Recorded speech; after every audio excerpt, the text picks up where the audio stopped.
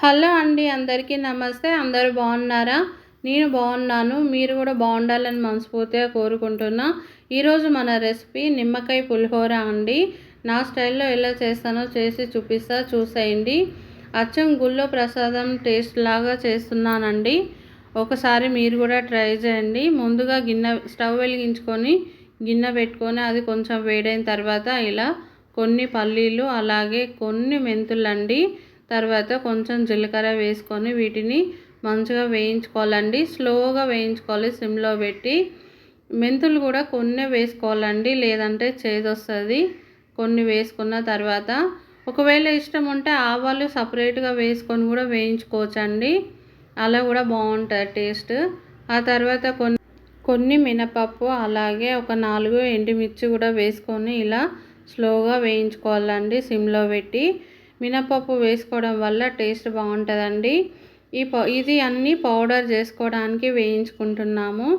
ఆ తర్వాత అవి కూడా వేగిపోయాయండి, మిక్సీ జార్లో తీసేసుకున్నాను.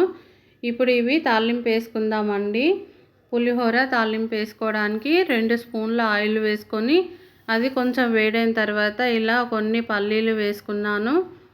చూడండి, ఇలా కొన్ని పల్లీలు వేసుకొని ఆ తర్వాత కొంచెం మినపప్పు కూడా వేసేసుకుందాము.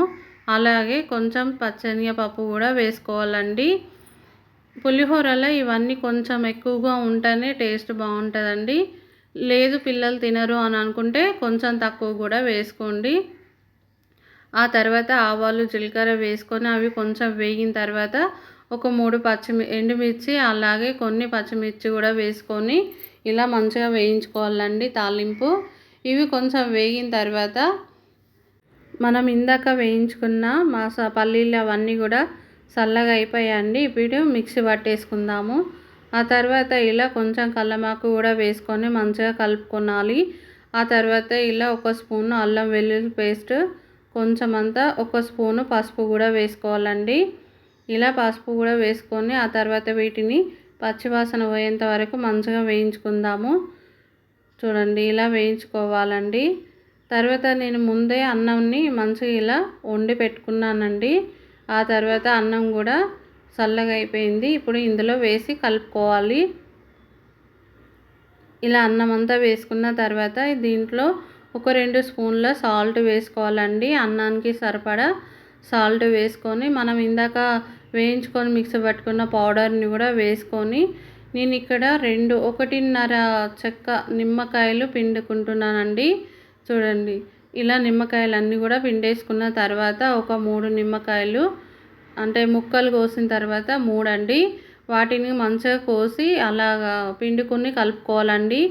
మొత్తం ఒకేసారి కలిపేసుకున్నామంటే అన్నం కూడా విరగకుండా ఉంటుందండి. అందుకనే అలా కలుపుకోవాలి. కలుపుకున్న తర్వాత 1 నిమిషం పాటు అలా మూత పెట్టి కొంచెం సేపు మగ్గనివ్వాలి.